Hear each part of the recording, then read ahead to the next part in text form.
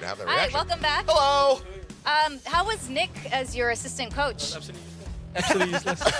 Gave me no advice. Well, see, I said he's a good person to have up there because he Yeah, can, he's just he like can give you vibes guy, you know? he can give you motivation because he says, oh, if you win this series, you get a big bonus. So he didn't even do that. Yeah, he didn't do that. Oh man. Oh, You should no. talk to him about it. All right, I'll have to. I need some help here. You know? I'll take Actually, care of yes. it. Not very good at negotiating contracts. Speaking of which, Team Secret has just announced they're expanding their coaching staff to include dummies. So now, Paper X is the only squad with a solo coach. Do you find this advantageous in any way, or are you single but looking for coaches or analysts? I don't think I find it advantageous. I think PaperX, it's a Valorant org, you know. So everyone plays Valorant. If I need to bounce ideas of anyone, I don't need to have an assistant coach. You know, I go to the CEO, even though he was not that much help. But, no, but Nick has given us like He's pretty good at Valorant. sound advice before. Yeah, plat 2 maybe. No, he's like Diamond. Nah, plat 3 maybe. You max. are not getting a bonus at this rate, Mac. Can you say I'm something just nice about honest. Nick? Brutally honest. Yeah, I mean, I don't really need assistant coach right now. I think the fact that like I have people with experience like Harley, DSN, you know, these guys have been around for a long time in different scenes, and I can draw experience from them in different ways. Also, my whole team functions as like a, you know, they all need assistant coach right now. I think the fact that like I have people with experience like Harley, DSN, you know, these guys have been around for a long time in different scenes, and I can draw experience from them in different ways. Also, my whole team functions as like a, you know, they all chip in in regards to creating strats or like talking about the game. So we all learn from each other. So right now it's okay, but I mean, I don't know what will happen in the future. Maybe, who knows? Maybe one day. Speaking about brutal honesty, we see a lot of your honest takes during the coach camp. So I want to show you a clip here. I don't know if you know this, but you look really angry at your coach desk. I have to ask you, which... I thought it was just desk. Now you're harassing water bottles. But what moment made you mauled the most over the last 2 days? I mean, I don't exactly remember when that happened because it happens You're a in lot. the moment, yeah. But one of them I know is when Zing, for some reason, he decided that he wanted to push his wall. You know, he was on his wall and he got off, and we cleared A main, so they had to be middle, right, or B, and JJ just goes like pushing B this round on eco. I think it was the round right after he got his ace stolen, so he was a bit like hungry, you know. Right, and he's right, like, I'm gonna push someone, and then boom, Foxy9 kills him, and then this Santa Claus just gives them a vendor, and then we lose the round. Donation for you. And Merry I can't Christmas. believe it. Well, speaking of which, Kilios was casting yesterday. Yeah, this is in regards to JJ again because. I mean, maybe you're trying to put up like your best Eng impersonation because we had that 4K on bind from Jing. Let's run that clip, If we have the actually. clip, yeah, here we go. And it was incredible. It just felt like, you know, when he did this on bind versus NRG. And then we looked at you and you were just no reaction. And I wanted to actually genuinely pick your mind about that. Is that because the game isn't over yet? Do you just wait to have like a celebration until after the win is confirmed? Well, or I mean, I'm just thinking about the next round. I'm like, Yeah, so okay, you stay great, next round, focused. you know, like.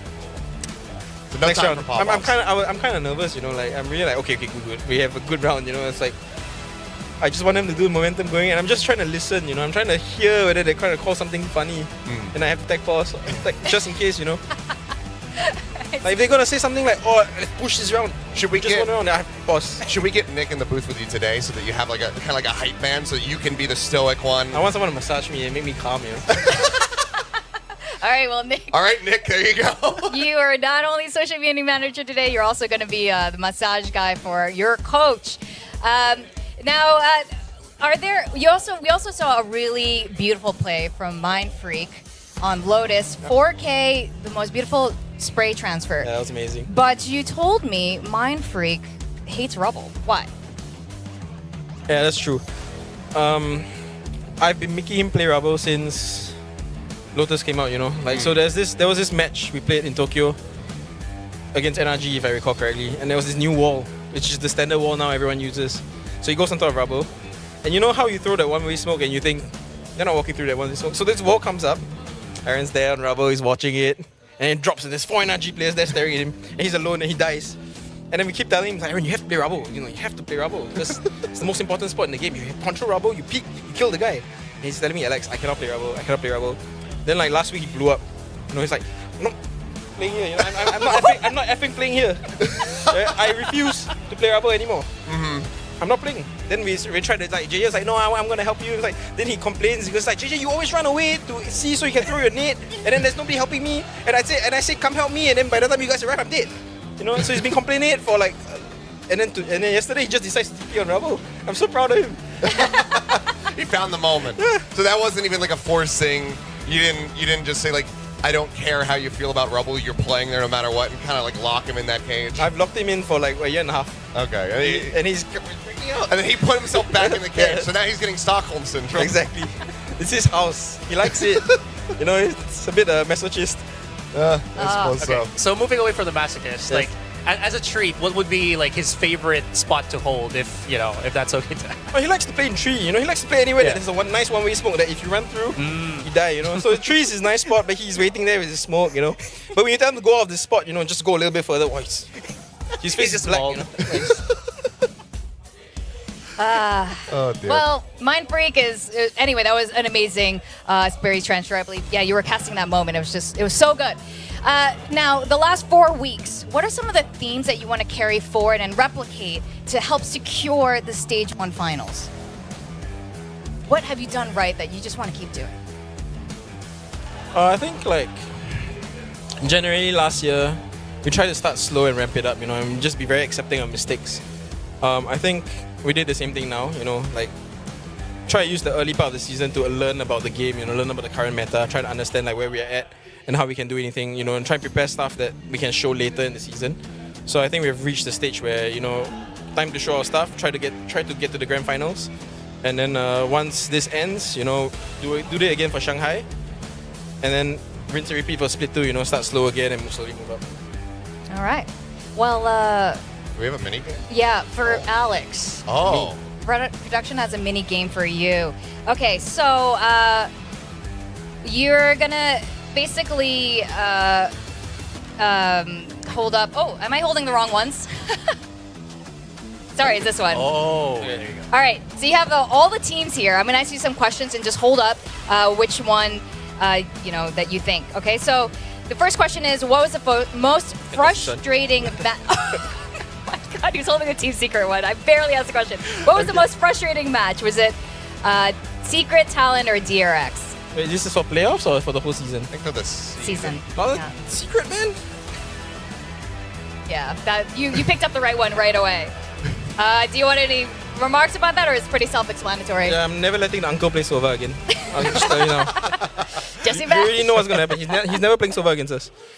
All right, today, match 2 is going to be DRX or Genji. Who do you think is going to win today? What's your prediction? I think DRX is gonna win. All right. Simply because I think Marco is the GOAT Oh, and he's gonna show up today. okay. I think a lot of us can agree with that. Okay, we want your honest answer. Do you think T1 or Genji was the better opponent? I think we match up better against T1, and I think there's the whole brother rivalry thing going. That's Talent. Yep. T1. I'll find it. I mean, they look so similar. They do. A Yeah, they do look really similar. little bit inverted. Yeah. But T1. Yeah, okay. I think we match up slightly better against T1. Okay. All right. Okay. And which team surprised you the most with their results? The mirror image. That's one. Ah, why is that? Talent. When I was playing against Talent, firstly, it's because it's a single limb bracket, right? So it's already very stressful. But I also had this inkling that like something is going to go wrong. They're the type of team. They have 6 members. They keep interchanging. I don't know what they're going to run. They play a different style. Very very control based. They like to run around the map. They like to go into the B bomb site, disappear, come back to the C bomb site, disappear, go back to the A bomb site. So I find that very difficult to play against. And they like to flank you more than other teams. So these kind of things are very frustrating for us. And I think they showed it on Bind. So impossible for us to figure out where they're going. Yeah, that's really interesting that a lot of the Southeast Asian teams actually, I would say, give Paper X a little bit of a hard time in terms of their gameplay. Now, I know you need to go down there and do a walkout, so we need to send you down. Thank you so much for joining us. Thanks for stopping by. You get Thanks, to. bye everyone. Yeah, Thank you. Seth doesn't get to ask you Anything. questions today. I made it. Yeah. I made it. I had Good nothing luck. prepared. 谢谢. Always a pleasure. Thank you. Thank you. Practice your Chinese. You're going to Shanghai. I'll try. All right. Well, it's always fun.